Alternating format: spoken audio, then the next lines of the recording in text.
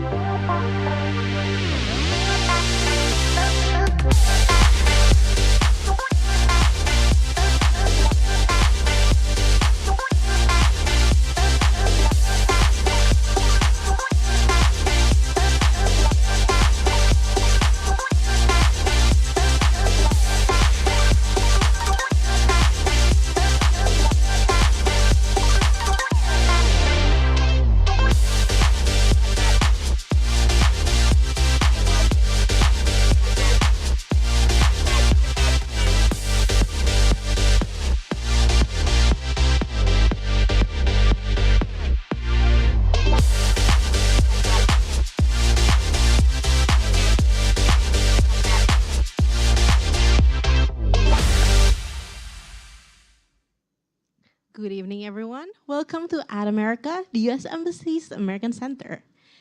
I am Andrea, and I will be your host for today's event. Today, we will be listening to our favorite pieces of classical music and American classics on piano, a generational musical journey. But first, we will be hearing an opening remarks from the Regional Public Engagement Officer from U.S. Embassy Jakarta. Please welcome Bu Marcy Carroll.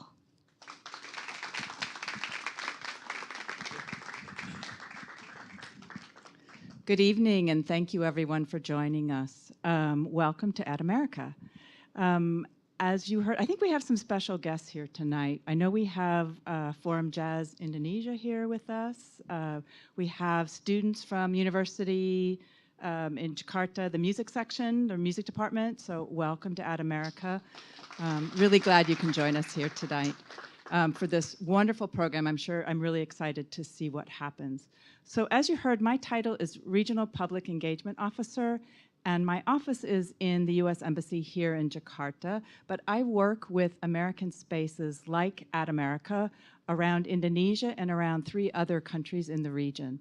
And I want to tell you that this particular space, At America, is probably the highest performing American center of any of the centers that we have. This is our true signature flagship space, and we are very proud of everything that happens here.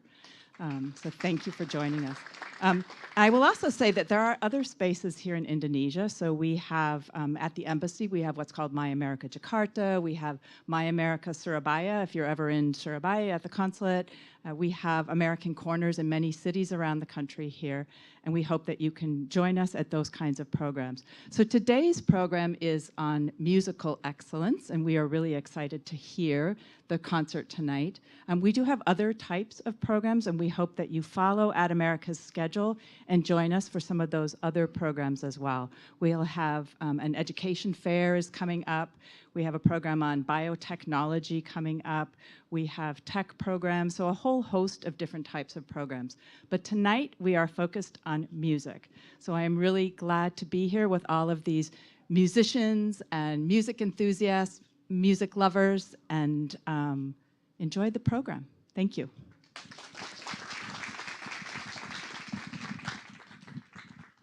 Thank you so much, Bu Marcy, for the wonderful opening remarks. And now, before we start our event for today, I would like to kindly ask our audiences to first not to enter or exit the performance area during the performances, to turn off your flash if you were to take any pictures, and to put your phone on silent mode. Jadi teman-teman, sebelum kita mulai acara kita hari ini, kami mau meminta hadirin untuk tidak keluar masuk saat performance sedang berlangsung. Saat mengambil gambar, mohon tidak menggunakan flash, dan untuk mengatur handphone ke mode silent. And with that, I would like to introduce you to our moderator for today. Please welcome the President of World Piano Association Indonesia, Dr. Edith Widayani.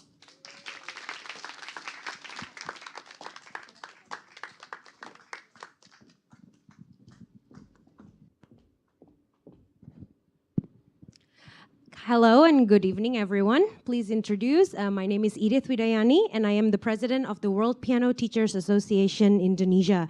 And we are so excited to be here tonight with partnership with my great friends, Ayunia, which is, right now she's doing her doctoral degree at University of Michigan, Ann Arbor, and she brought her professor with her, Professor Christopher Harding. Thank you so much for being here, and we are so excited for this performance tonight, and also 2 other events on Saturday that we're also having with them.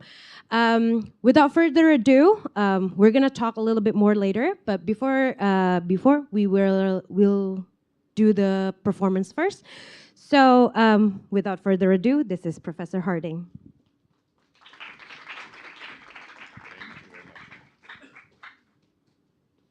So I'm so pleased to be here this evening. I came all the way from Michigan to play for you this evening and also to introduce 2 of my students to you. So I am very pleased that we have at the University of Michigan over 50 students from Indonesia coming and studying all over the university. But in the School of Music, Theater, and Dance, where we have 12 or 1,300 students, we have only 3 Indonesians. They're all in my studio, I'm pleased to say, and two of them are here this evening. We're going to hear first from Rafel Tamadji, who is a wonderful master's student.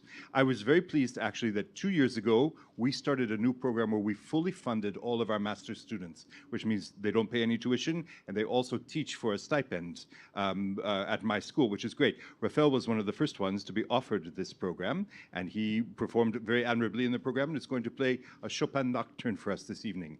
The nocturne that he's going to play is a very slow and gentle piece, full of sincere emotion, and it's something that made Chopin famous in his life. Chopin wrote it in the 1840s, actually. He was famous because it really brought together all sorts of romantic feelings from the people who heard it. So we hope that that's what Rafel will bring this evening as he performs. Please welcome Rafel.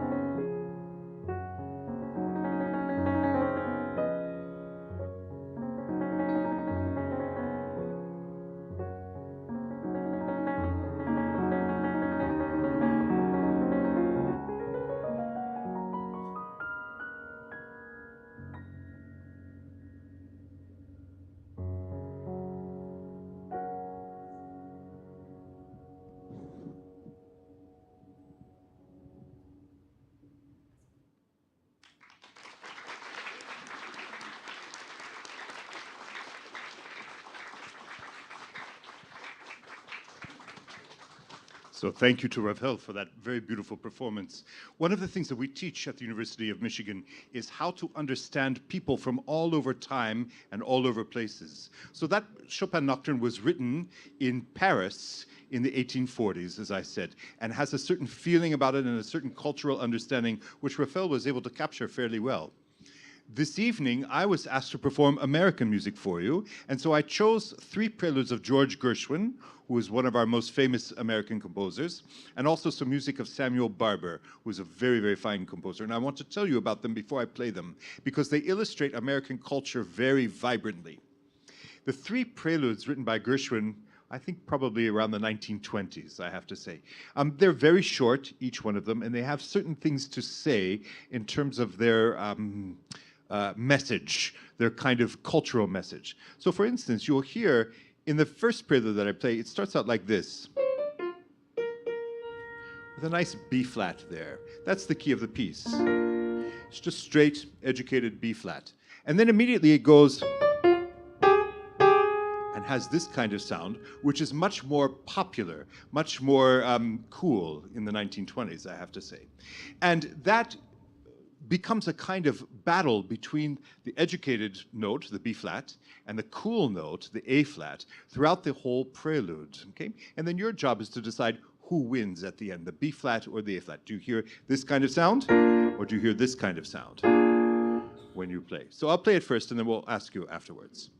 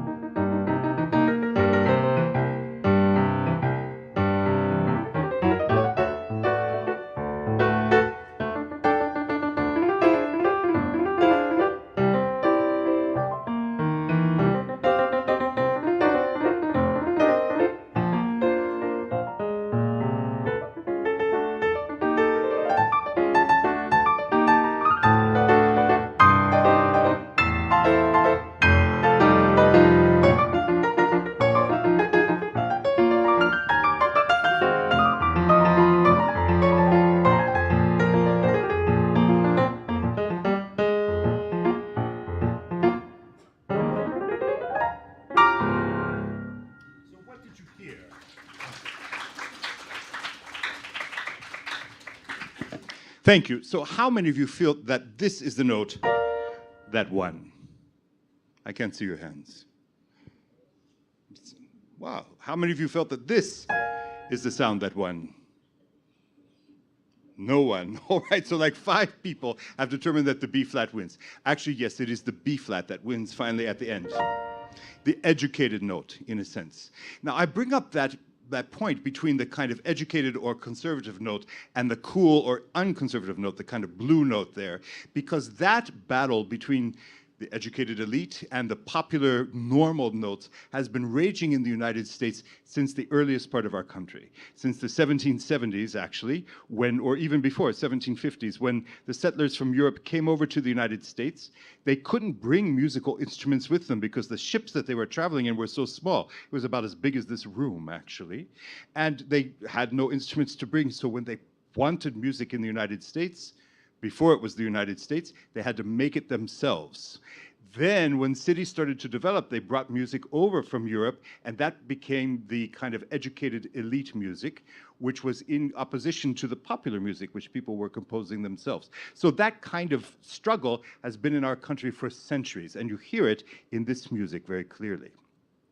The second prelude is a kind of jazz lullaby, and it demonstrates that in American music, there's not what we call nuance necessarily. It's just straightforward and played without any of the romantic feeling that you heard in the Chopin that Rafel played for you.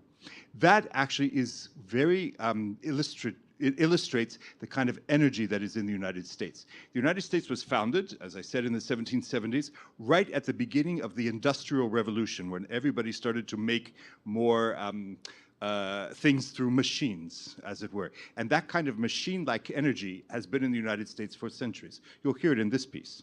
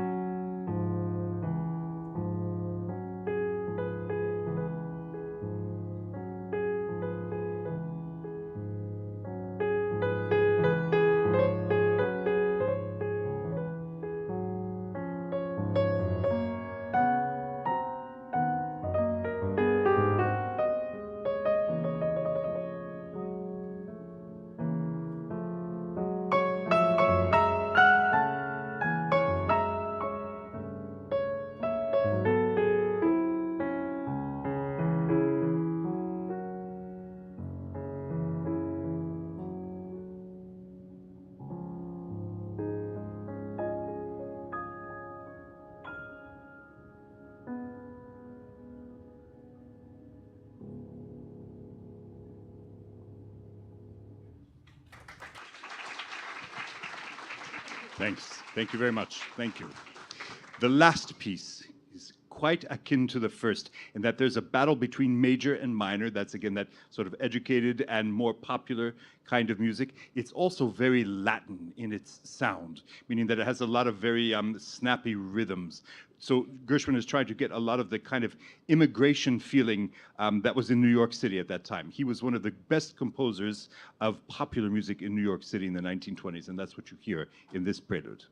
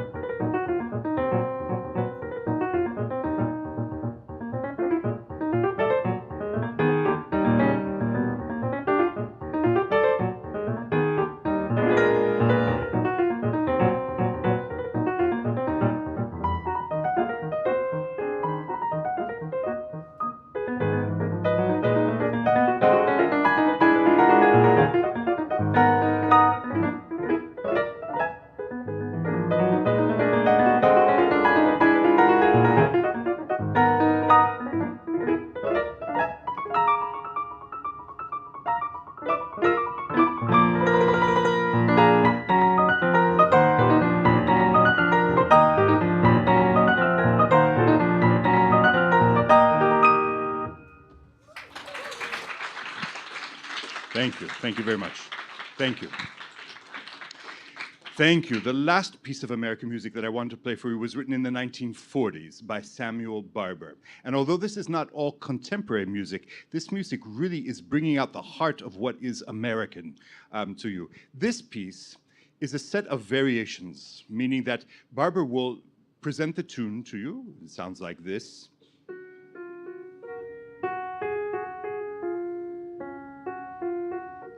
Kind of goes over and over. It's a very simple tune. It reminds many of us of a kind of Western folk tune called The Streets of Laredo.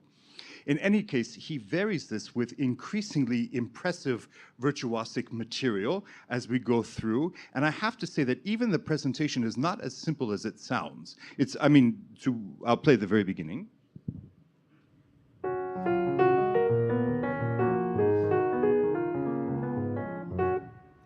The right hand has 7 notes, and in the same measure, the left hand has 8 notes, okay? So you have to kind of make these disparate mathematical values kind of fit together in a seamless way.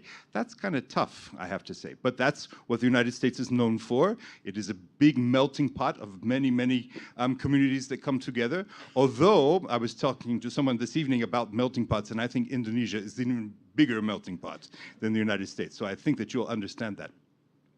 I feel that this particular piece represents also a kind of peacefulness that many people have found in the United States. It's a big country, and you will hear the big sound that comes out of this piece representing all that big geography, for sure.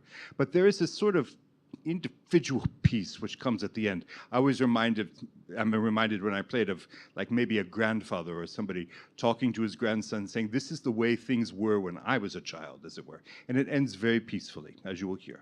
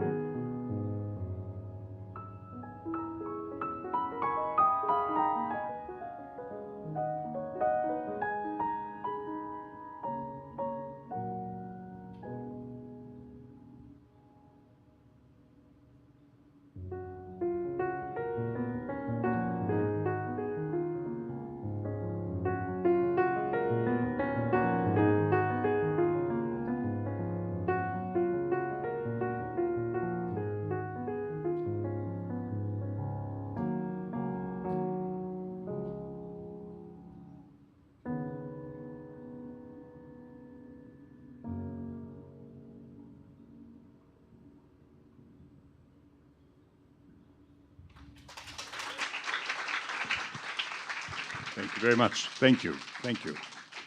So, to end the program this evening, I wanted to invite one of my doctoral students, Ayunia Saputro, to come on up and play with me a set of pieces written by Gabriel Fauré, another French composer, in the late 1800s, in the 1890s. He wrote this set of 6 pieces for a woman that he loved very much and her daughter. Okay? And each of these pieces kind of celebrated a milestone in the daughter's growing up, actually. The first piece, the Berceuse, is a kind of lullaby for the girl when she was 1 year old.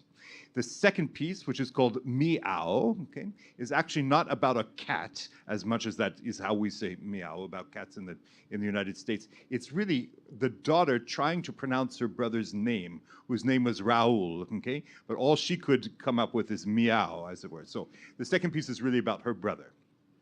The third piece, In the Garden of the Dolly, is simply a very beautiful walk in a French garden, as you might hear. It was written for New Year's Day, I think, when the girl was 3 years old. The fourth piece is called Kitty Waltz, in a way. And it sounds, again, like it's about a cat, but it's not, okay? It's about a dog whose name was Ketty, and the publisher, when they printed it, just kind of misprinted the E for an I, as it were. So that's a kind of French mistake, unfortunately. The second to last piece is called Tendresse, which anyone who is a parent will really recognize. This is how parents feel about their children. You'll see that it is very beautiful. The last piece of the set is called Le Pas Espagnol. It's a Spanish dance, and it's a lot of fun to play. I'm very happy to be playing with Ayunia, who have set everything up very nicely, and we hope that you'll enjoy these 6 pieces. It's a good example. Thank you. It's a good example of how we like to work with our students at the University of Michigan, because we are concerned always to bring out the best in our students, to develop them into the best people and best artists possible. And one of the best ways to do that, I have found, is actually to perform with the students. So that's what you'll hear.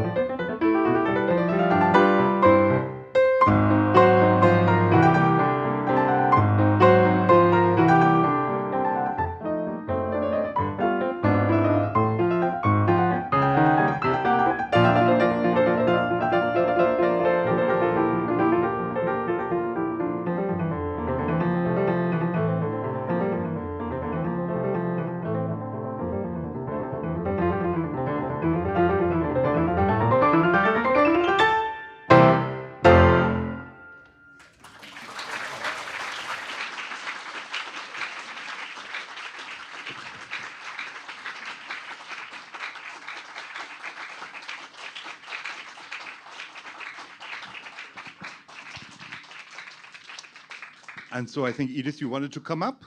We are done with our performance for the program, so we're going to go over to the side and talk about some things.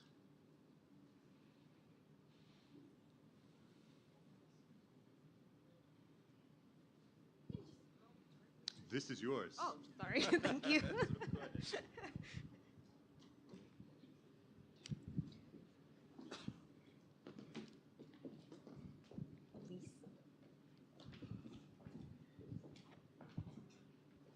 So, please. There we are. Can we kind of move out a little bit?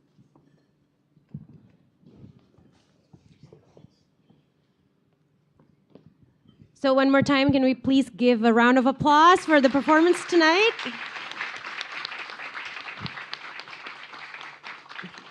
Who enjoys it?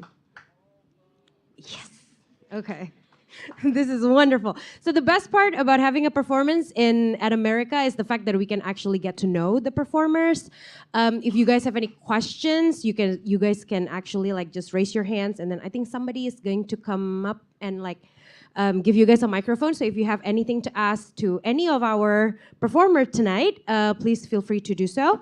But before we start, I usually always ask everyone to kind of they now already know you as the performer, but they don't really know you as a person. So kalau di Indo kan kita ngomongnya tak kenal maka tak sayang. So if you don't know the person, it's apa sih? Yeah. It's more difficult to love them if you don't know them. So let's get to know our performer tonight. So maybe you guys can talk a little bit about yourself and maybe tell us what makes you want to be a musician. I think that's always a nice question to ask musicians. Shall we start with Ayunia? Okay, is this on? Yeah. Okay. Hi, everyone. My name is Ayunia, and I come from Surabaya. Who's here a Surabaya person? Yay! See 3 at least. Yay. Okay, so I am doing my doctoral degree in piano pedagogy and performance at the University of Michigan, where I study with Professor Harding, and I'm also in the one studio with Rafel as well. So I think I was first intrigued at least first to start piano. It's because I was seeing one of my best friends when I was 5 years old, and she took piano lessons, and she performed with a princess kind of look. and it was really fun. I was like, that's like a really cool instrument, and I feel that like I just want to learn music, and I feel like that's just another whole world of opportunities. And of course, I was very inspired by my former teachers. I mean, they'll always be my teacher, including Professor Harding as well, that just guides me along the way, and as well as, of course, the wonderful friends and colleagues that I have at all of the institutions, including the University of Michigan. So I think it's just all about the community and just being inspired by someone. Yeah. And the princess dress. And the princess dress. Hi, my name is Rafel Tamadji. I'm born and raised in Jakarta. What made me, so I've studied music, I think, ever since I was 3. And this is because my dad's also a pianist. So it's very natural for him to teach me piano at a very young age. And what made me choose this career is, I think when I was 15, I started realizing that I really like music and I really enjoyed performing. Yeah. And then since then, I started doing competitions. I volunteered in charity concerts. And yeah, and that's when I decided to do undergrad in Singapore under Professor Thomas Hecht, and then continue my studies with Professor Harding in University of Michigan. Yay. No princess dress for you? Tuxedos. Tuxedos, nice. Princess tuxedo. That's right. That's a question that I haven't really thought about for a long time, since I've been a musician for most of my life. That's why you put Yeah. the two of them first. Absolutely. No, I had to think. I had to think. Do you know, when I was, my parents are American, of course, but I was born in Germany because my dad was part of the U.S. Army there, okay? So music in Germany is part of their culture. So much music that we have is from Germany. And so I was surrounded with it from an early age. But my parents say that when I was 2, you know, so I was born in the last century, right? And we had record players instead of even cassette players at that point. But I loved the record player. So I would play with the record player when I was 2 years old. And the piece that I always played was the Beethoven Sixth Symphony. This is like my favorite piece in the world, practically, from that time. And so that's how I became exposed to music, and I heard lots of great recordings. There was a piano in the house because my mom was a piano teacher. And so I just naturally fell into studying piano. And it was something that not only I was good at, but it meant a lot to me, because these pieces that we are playing really have humanity in them from many, many centuries ago. These are great pieces written by great people to teach us about what it is to be human. And that has always spoken to me throughout my life, I have to say. And I hope it's speaking to you guys as you are studying. So. That's amazing. I always believe that music humanizes people a lot too. And then we always think of classical music as something that's very far distance from us, but they're actually created by humans, even though they live like 150 years ago. It doesn't matter. It's just like it transcends space and time and all of those type of things. And we still connect to it even now, even though it was written a long time ago. So any questions from the audience here? Anyone curious about anything?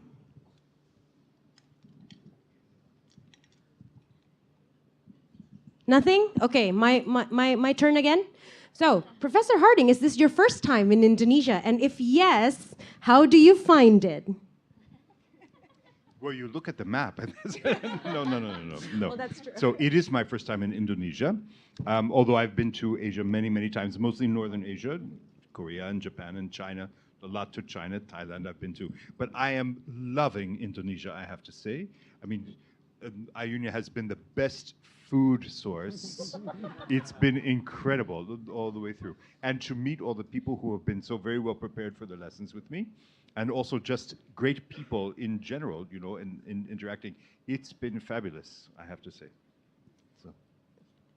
How do you feel about Indonesia's future, I guess, in classical music? Because as we mentioned, out of the 1,300 students in the School of Music. There are only 3 Indonesians, all in your studio. But how do you feel about Indonesia's classical music potential, I guess I want to say, since you've been working with a couple of young students, I think, in Surabaya for the past Yes, couple it's true. I think that the level of talent and the level of commitment that I'm seeing in Indonesia is as strong as I see it anywhere in the world. I've been teaching in China a lot. China's the big force in piano competitions these days. I've been teaching in Korea for 25 years. I've been really all around the world. I don't see any block to Indonesian future in classical piano playing. I think that yourself included, I remember you came to Michigan and you played, when you were in your doctorate at Eastman, you played Pulang for us, I remember, and it was a fabulous performance. I wrote to your teacher about it, as a matter of fact. And so Wow. I think, Edith, you're a great example of the future of classical piano here in Indonesia. So no, I'm very sanguine about it. I'm very optimistic. Thank you. This is very, very nice to hear, especially since we have students here today. Guys, don't you want to continue your study? Professor Harding is here. Ask him questions. Come on. But okay, so is there any more questions? Did I give more time? Yes. Yeah, hi, my name is Chico. I have a question because it's a music school in this case. So how you balance between conservatory and then creativity? Because I believe in classical, you play a lot of music from the big names in classical, but do you also have an opportunity to create something new? Because classical, it seems like past, but how about the future? Is there any possibility that we have a new Beethoven or new Schubert in this case? Okay, thank you. It's a very good question. I should probably let the students answer so you don't think that I'm giving you the canned version of what's going on, but what do you guys think? Well, I think what's wonderful about classical music that you can tell the history through it as well. It's not something that's always in the past. It's kind of like a culture as well, in a way that like it always continues, that it always influences each other. For example, if we were to say Indonesian classical composer, I would say like Ananda Sukarlan. He is definitely he's still alive and he still actively composes, but he was also influenced by many composers from the past, but he makes it he makes the mixture of Eastern and Western classical influences that makes it unique on its own, which later would probably be an influence of other composers later on in the future. So I think that's just what's really beautiful about classical music, and it's just we're just very fortunate to be able to play, to be the performers for that too. And speaking about like how we maintain this engagement of the newer classical music, in the University of Michigan, we have the MRP, which is called the Michigan Recording Project, where us as students, we are given the opportunity to record new or underrepresented compositions that are not really well known, or maybe our friend, the composer, wants us to play something. Wants to play something. Want us to play something. So that's still happening, and I think that's just a wonderful initiative for us. And for the world to see how fast and how really beautiful community as well in classical music. And it's, you know, music is a universal language, right? So it's just a beautiful thing to keep and to cherish.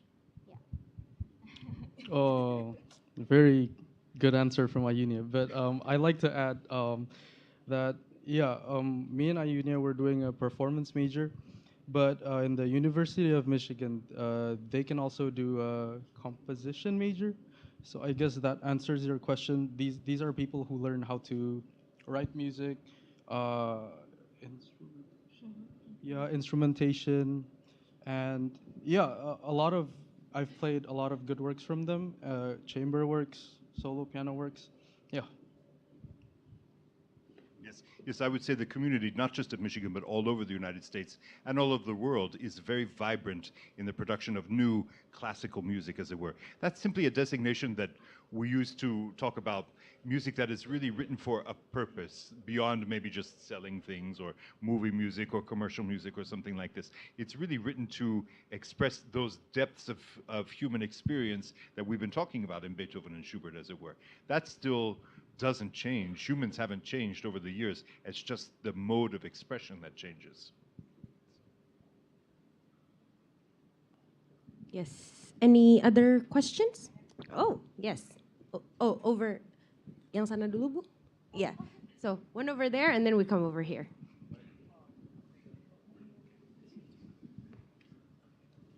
Hello, my name is Theo. My question is, since Professor Harding is also an educator in music, my question is, how do you balance creativity and the educational aspect on your students? Obviously, creativity is a big major aspect in music because that's how you breach new grounds. And my question also is to the fellow performers are how does Professor Harding's educational aspect transfers to your creativity?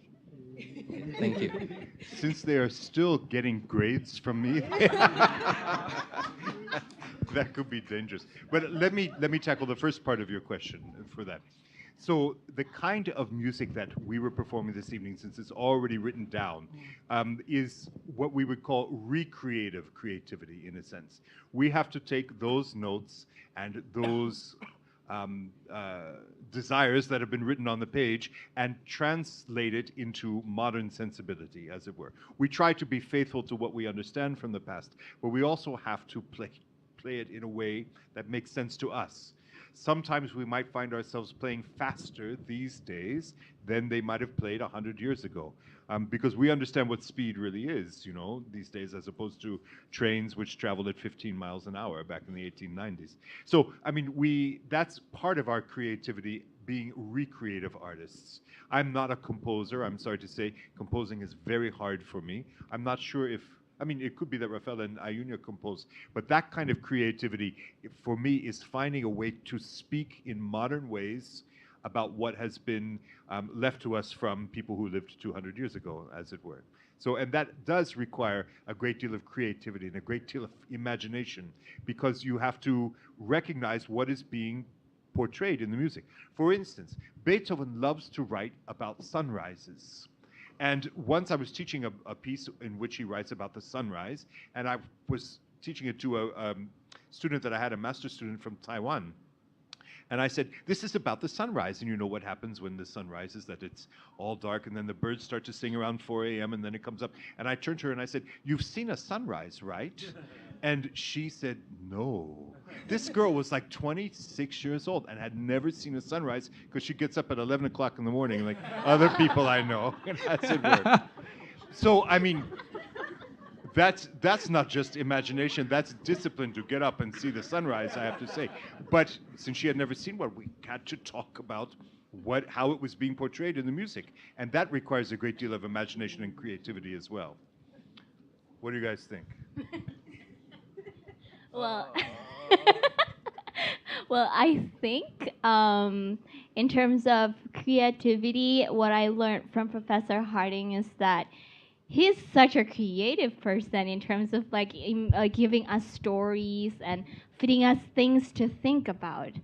For example, I was playing the Schumann A minor concerto, and that Schumann is just so in love with his wife that he created the whole story about, you know, this section is where Schumann would say, I love you 3 times, like I love you, and I love you. So that kind of creativity in teaching is what I find the most inspiring from Professor Harding, that like just gives me a lot of stories to tell from just within like these black and white skatamba notes. You know, I feel like that's just so much more. It just speaks to me so much more now because I have story to tell, and I think Professor Harding took a big part in inspiration with that too. Yeah, for me, the concerto we worked on was Rachmaninoff.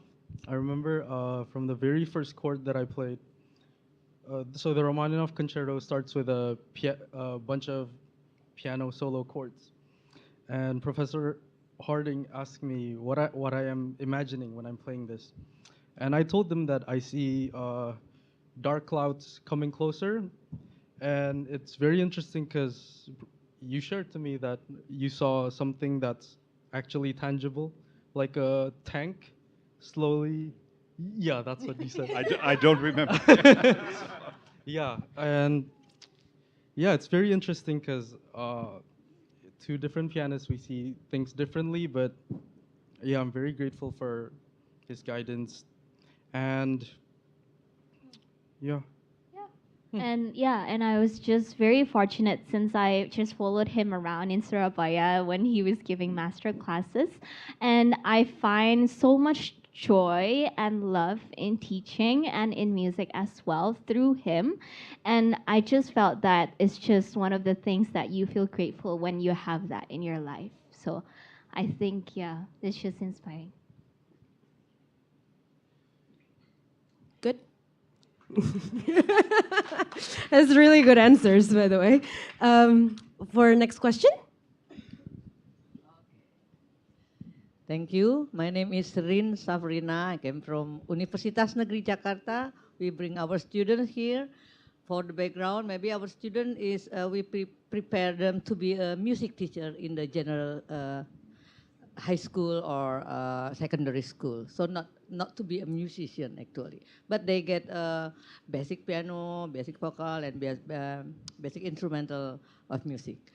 My question is actually about you mentioned Ayuni about your major is in the Piano pedagogy. Yeah. Right? So I just want curious to know that what kind of courses actually you have to take, and since you are doctoral students, right? So at the end of the program, do you have to like perform, or you have to teach, or you have to make a lesson plan, or you have to defend your dissertation, something like that? And maybe that's first question. And for Dr. Harding, maybe what kind of the American literature for piano? I mean, what is the major like in the high school? Do you teach like the American literature, music literature to the school, public school in the U.S. something like that? Thank you. Okay, so since I've been at the University of Michigan for 4 years, I did my master's in piano pedagogy and performance as well for 2 years, and then now I'm in I already finished my first and second year as a doctoral student. So in my master's, since I'm doing a lot of pedagogy courses, some of the things that we did, actually a lot of the things that you already mentioned, which is I also teach group classes, which is the beginning year group classes, which is for like 5 to 8 years old. And yes, I have to make lessons plans minute by minute, like open the book, grab a pencil, and just like all those itty-gritty stuff. And we were also asked to record ourselves when we are teaching and write a self-reflection on that as well. So that's the group teaching for pre-college students. And then I also did, Rafel and I also did the class piano as part of our graduate student instructor contract. So we are also teaching undergraduate students that are non-majors as well as the majors. What it means by non-major and majors is that the non-majors are the students outside from the School of Music, Theater, and Dance. So engineering students or like TA, you mean? Yes, that is correct. Yeah. So we also teach the major students, which is like students that are studying in the music building, but like maybe they're musical theater majors, they're violinist, or but they don't do like they're not a pianist like as their main instrument. So we do that as well.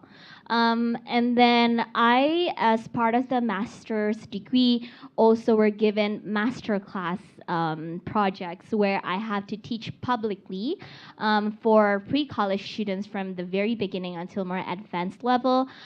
So I would have to also write a self-reflection, and our teacher, our professor, would also then be giving us feedbacks. You know, you could have better time management in this one. Maybe you could word this kind of phrasings differently and things like that. So it's a lot of self-reflection, but there's also a lot of like doing. So which is really great, where which I find is really, really nice when I studied in the U.S. and in University of Michigan.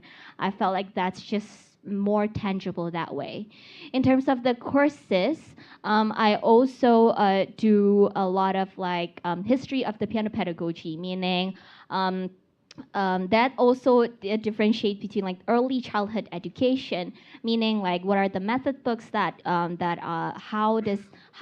they formed and things like that, and then we also look into the history of piano pedagogy, meaning in a way that like who are the important school of playing, is from the French school or from the English school, from the Russian school. So a lot of these things that just equips us in terms of like giving us tools to teach.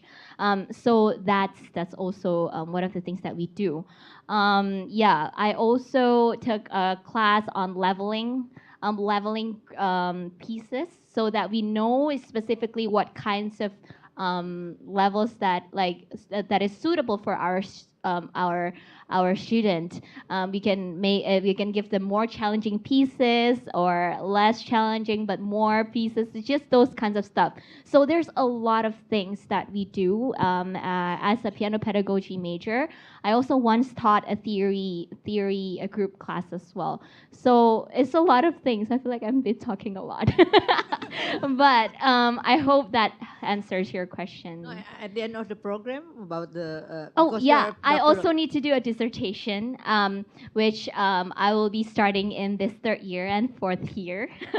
So yes, being the first 2 years, and so doctoral degree we have 4 years. The first 2 years are the pre-candidacy, where we have to still do a lot of courses like theory, musicology, and seminars. So all of that we still need to do, as well as like we have one-on-one lesson weekly as a piano major. Yeah. And then we have 3 big exams towards the end of the second year, which is like an oral preliminary exam, which like they could ask about anything. And about what we have already learned and what the pieces that we already learned, all the historical backgrounds and things like that. And then we have to do a theory preliminary exam, which we just have to know what type of chord progression, and all of this, what makes, how does this music is formed, kind of like that. And then we have to do a recital. And then on the third, after we're done with all of that, then we become a candidate, which is like in the third and fourth year, where we don't need to do any classes, which is yay. But we do still have to do a lot of stuff in terms of like recitals, and then I need to do my dissertation, which I need to defend as well. That would relate to piano pedagogy. So yeah, and then lecture, recital, and then concerto. We are very privileged to for the DMA students to be able to perform with an Ann Arbor Symphony on the fourth year of our degree, which is such a privilege, I think, for just so fun to play with an orchestra. How many of you have seen a piano concerto performance before? On YouTube, of course. On of YouTube. course. Good enough. Yeah, but yeah, so yeah, I think speaks a lot about the whole thing about university. Speaking about education, guys, we also have a session on Saturday morning about going to study for music, also with Ayunia and with Professor Harding, with one of my other friends as well. It's the collaboration still with At America. It's still going to be here on Saturday morning. So if you want to ask more about education, feel free to come on Saturday. Sorry, just a tiny bit of an advertisement in the middle. You also asked whether or not we teach American music to pre-college students, like high school students. Despite what Ayunia is talking about with the rigor of her degree, piano pedagogy in the United States is very wild. It's not as systematized as it is here with the Yamaha program, for instance, or other things. There are many different pedagogical programs in the United States, but they're not all connected together, as it were. So the American music that, I mean, there's a ton of American music being studied and performed through method books and things of that sort, or intermediate repertoire and things of that sort. But it's not really seriously studied until you get to college, I would say, where American music, the big American music, is really head and shoulders with all the other music that we were there. So it's a different kind of study and a different purpose of study there. Okay, I think the clock is staring at me, and then so I think we probably have time for like one more question. Oh, wow, suddenly, okay. Which one's first? I think it's the one, is it the one over there? Okay, sorry guys.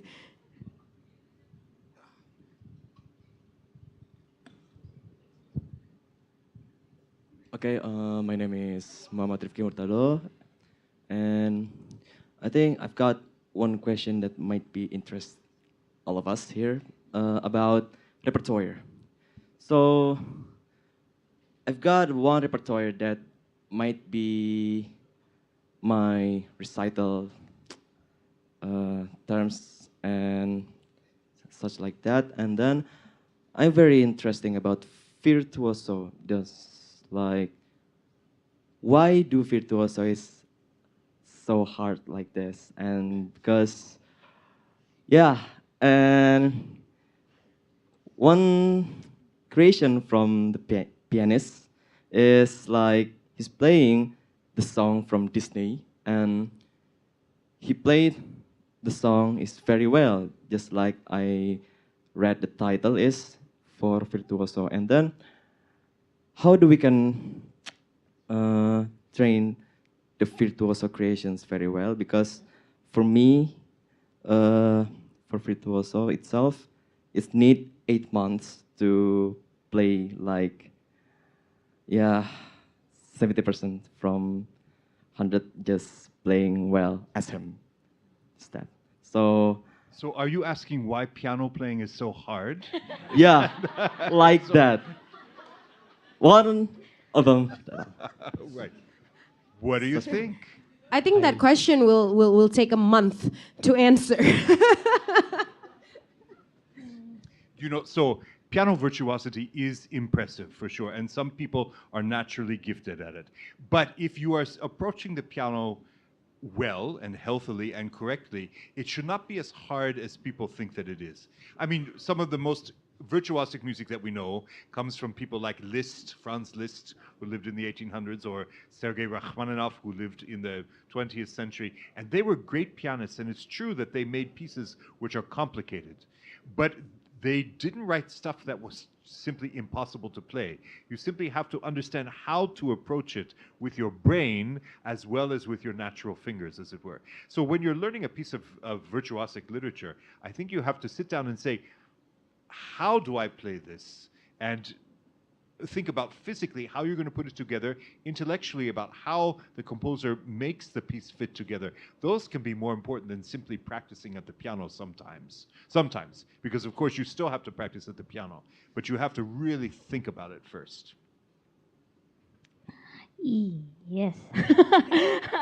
I think, I mean, learning from Professor Harding as well in terms of building the foundation. Foundation is very important in piano technique. It's kind of like if we want to run, we have to know how to walk first. That kind of approach. I feel like it's just important for us to know how to approach piano in a healthy way. I'm also not someone that from the first time knows how to play piano healthily as well. But I think it's just a lifetime lessons in terms of how to play things more efficiently and just more naturally that doesn't really work against our body. So I think that's one of the big takeaways that I get from Professor Harding in terms of piano technique.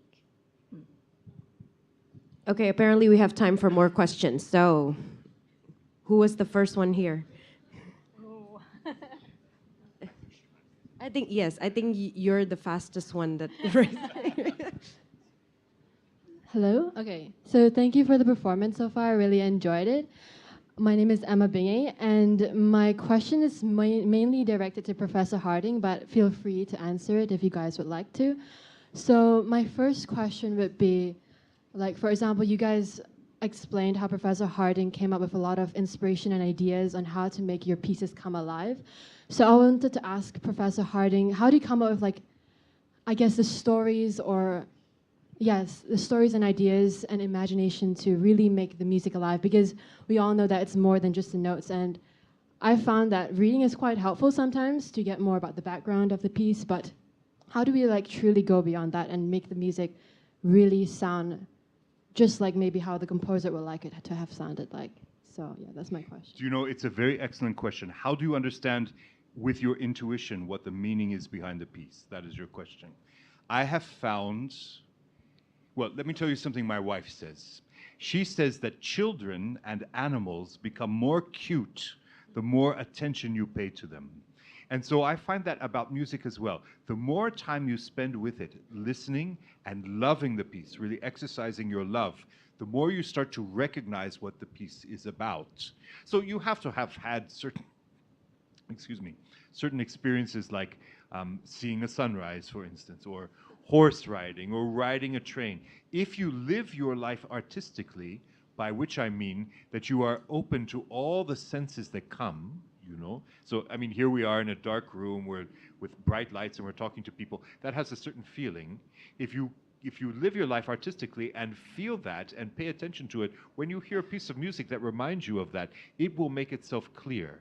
I feel like I'm not giving you a checkbox answer, but if your heart is open, if you are loving what you're hearing and really trying to understand it, your brain will come up with some kind of connection to it. It might not be the right connection, but it will be a connection, and that's what opens up all your imagination, for sure.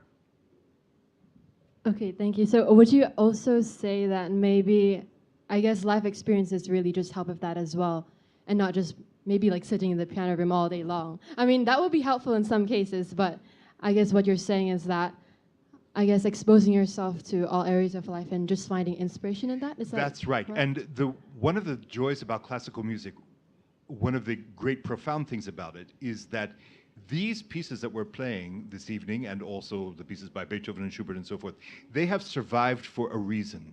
It's because they are great and they have something important to say. If you want to learn about love, all types of love, then you should listen to the music of Schumann, because he will tell you about all kinds of love. The love when you love your girlfriend or boyfriend, the love that you have for your wife when you wake up in the morning and you hate her, for instance, which happens when you're married sometimes. He'll tell you all about that. And even if you are not married yet, still if you're listening to his music, you'll understand that feeling and you will grow as a person through that.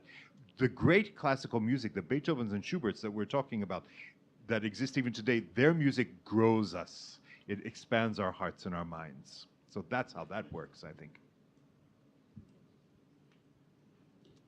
I think that's such a great answer. Thank you for sharing.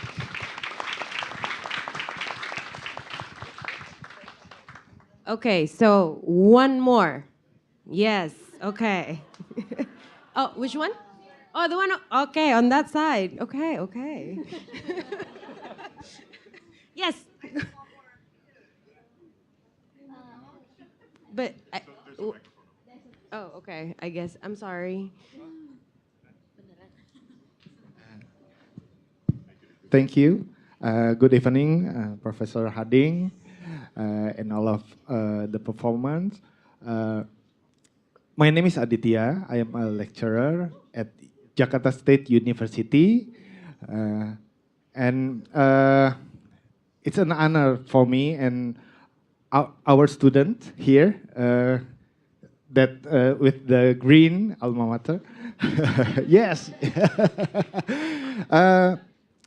Based on your experience, as we know, there's two aspects as I know about music. There's intramusical and extramusical. Something like extramusical history and interpretation and something like that. And then about the intramusical, the music itself. Based on your experience, how you teach, how the method to the student to learn about to analyze the music, the form, the structure, and then the motive, so they really understand about the intramusical itself, not only the history and other things. Yes, it's a good question. I will preface that by saying that I came up with a kind of formula for how to become a world-class musician. That formula is integrity plus intuition plus love. And so integrity is you have to do your work. You have to practice. I mean, Lang Lang plays very well because he practiced a lot when he was young and still practices a lot. That you have to practice, but you also have to do well in music history. You have to do well in music theory, because when you're playing a piece, let's say you play the Chopin First Ballade, which is in G minor, but it starts out with an A-flat major chord. You have to know that it's A-flat major, and you have to understand why musically that's important, that you don't start in the tonic, that's an unusual thing. And that's like one small example from millions that we could talk about. You must study theory and you must study your history and know it well. But that's the integrity part. You have to do your work. The intuition is understanding what that means, because A-flat major means something to Chopin. It means something to G minor. It means something to us in a way. So we have to build that relationship with A-flat major, with the sound, with the feeling of how to play it on the piano, physically as well as emotionally.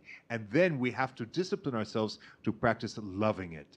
And that's something you really can practice, that you have to practice love. You have to love your wife when you wake up hating her, for instance. So you have to love piano even when it's going badly that day or something like that. We have to do those three things, and that will get us where we need to be, I think. So wonderful. Thank you, Mr. Harding. Well, can we give them one more round of applause before we close tonight?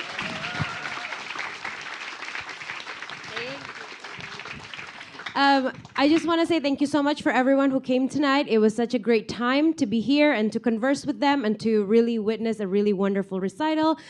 Please come to our two other events, still with Professor Harding as well on Saturday.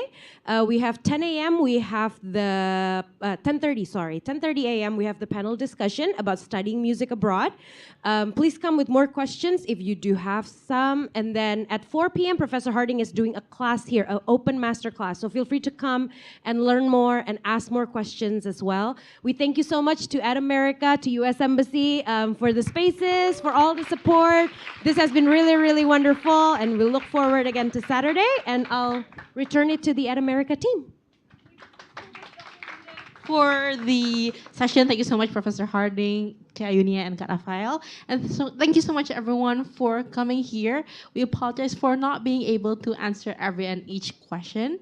And thank you so much, everyone, for coming here. If you think today's event was fun, please follow us on our social media. We are on Instagram, Twitter, Facebook at AT America. We also have a newsletter and YouTube channel as well, so please consider subscribing to that. And with that, we have reached the very end of today's event, everyone. Thank you so much for tuning in, and see you at the next AT America event. Bye-bye.